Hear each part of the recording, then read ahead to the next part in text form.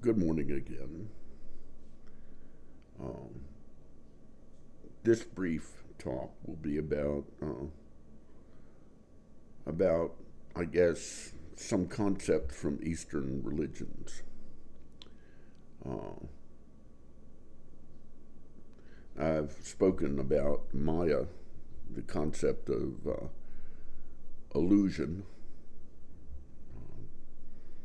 that is spoken of in the Bible in the phrase, "We see but now through a glass darkly." Uh, in other words, whatever we think reality is uh, what we think reality is. But reality is probably beyond our ability to comprehend. Um,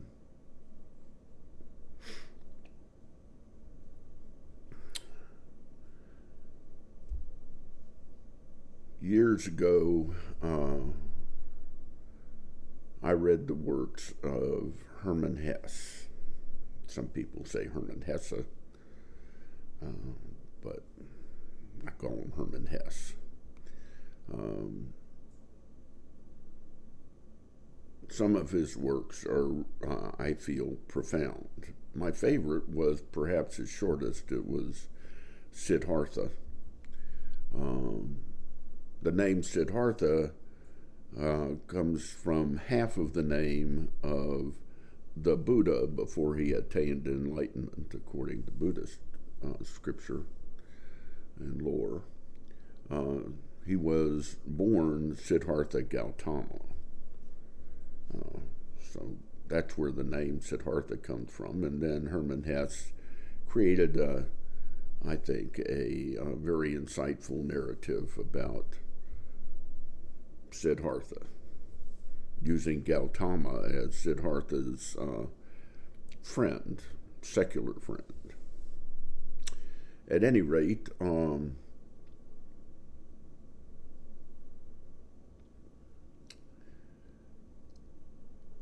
concepts is basically explained through Siddhartha um, are basic philosophic concepts that great philosophers of all time have dealt with and tried to define and explain. Um,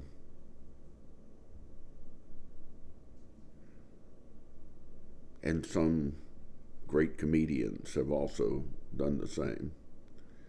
Um, Monty Python comes to mind, and in his or their profound work, "The Meaning of Life," in which they, in a humorous vein, spoke to the issue of the title, "The Meaning of Life." Uh, there's a Buddhist parable, or I think it's Buddhist, about after Siddhartha Gautama attained enlightenment, uh, he accumulated disciples, people that wanted to hear his insights on the meaning of life. Um, Two of these disciples uh, argued using the Bhagavad Gita as the basis of their positions about whether uh, life or the universe, as they understood it, had a beginning and an end, or was infinite in nature with no beginning or an end. And they each quoted their scripture to uh, defend their positions. And they brought their dilemma to the attention of the Buddha, their master.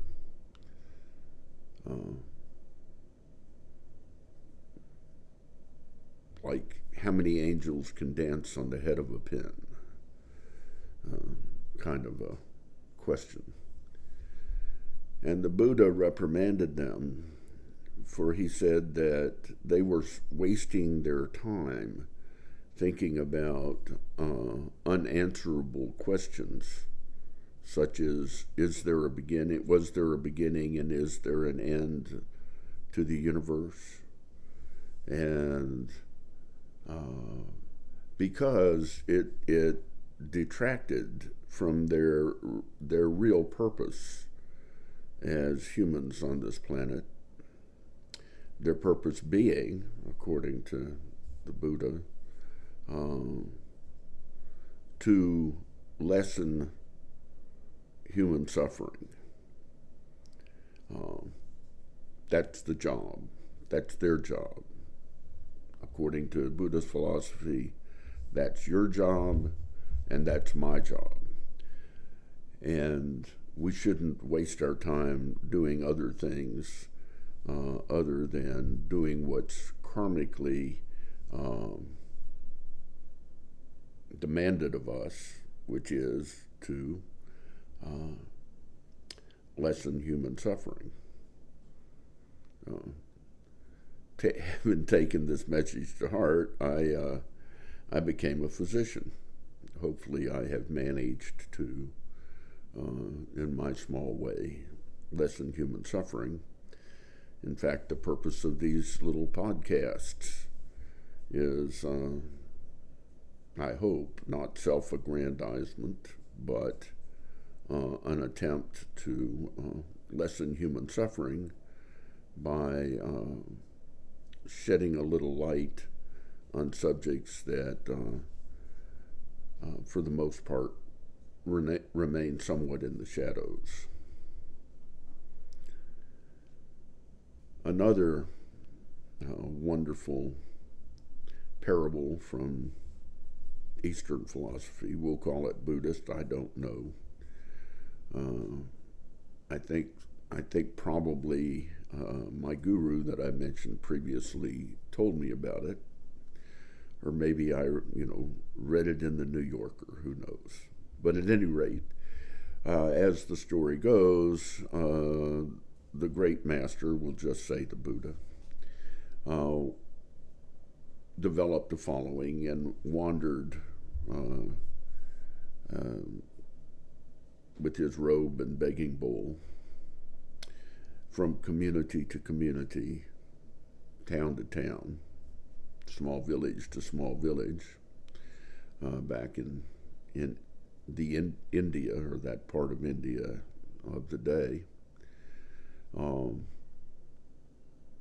And when he came to one village, a woman came up to him, and she had her dead infant. Let's just say the child died of a crib death, but most children managed to die before they reached reproductive age in those days. But at any rate, she had her baby, her dead baby, in her arms, and asked the Buddha to bring him back to life. The Buddha told her to go to the home in the village, the house in that village that had not known death, and from that house bring him a mustard seed. And the woman went off, and the Buddha went on, preaching through the day. And that evening, the woman came back and told the master, the Buddha, that, Master, I have been to every house in this village, and every house in this village has known death. And the Buddha said to her, and I do not have the ability to restore life to those who are deceased. Again, I thought this was a profound message. Um, I think I'll end this talk with a statement that I may have made previously and will probably make again. I try to limit my own prayer.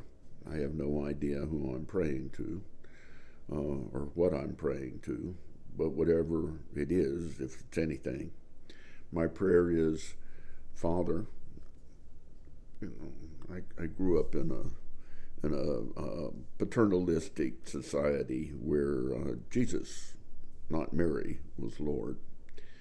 Father, make of me an instrument of thy peace. Which, of course, is kind of Buddhist in that if my prayer is answered, then I am lessening human suffering. So, but that's my prayer. And my other prayer, I try to not ask for, make my gout go away or something like that. My other prayer is, but not my will, but thy will be done.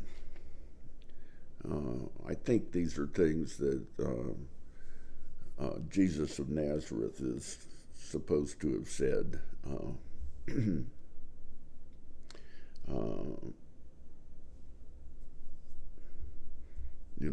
First before the I will be done, I think he said, supposedly, on the cross, Father, why hast thou forsaken me? As Leonard Cohen expressed it, forsaken, almost human, he sank beneath your wisdom like a stone.